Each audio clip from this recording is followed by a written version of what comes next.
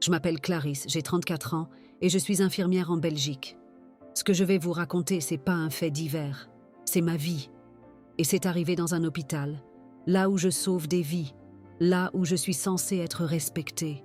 C'était un mardi matin, j'étais en service de jour.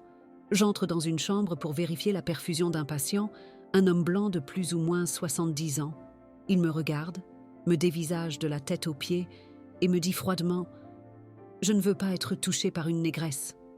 Mot pour mot, j'ai figé, comme si le temps s'arrêtait. J'ai appris à garder mon calme, à être professionnelle. Mais à l'intérieur, j'étais en morceaux. J'ai répondu avec calme « Je suis l'infirmière responsable de votre soin. Si vous refusez, je le note et j'en informe le médecin. » Il m'a lancé un regard de haine et a murmuré en regardant ailleurs « De mon temps, c'était pas comme ça. » J'ai quitté la chambre. Et quand je l'ai signalé à mon chef de service, sa réponse a été « Il est âgé. Faut comprendre que c'est une autre génération. » Comprendre? Je devais comprendre le racisme? C'est moi qu'on a déplacé, moi qu'on a changé de service, pas lui. Moi qui ai dû pleurer dans les toilettes, pas lui. Je ne suis pas qu'une couleur de peau. Je suis diplômée, compétente, humaine.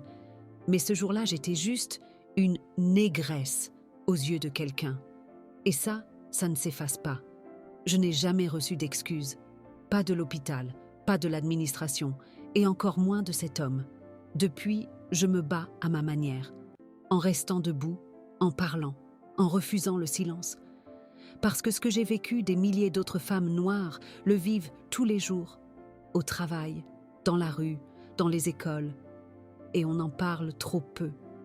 Alors je témoigne, pour moi, pour celles qui n'osent pas, pour celles qu'on ne veut pas écouter, parce qu'on a le droit d'exister sans s'excuser d'être noir. Abonne-toi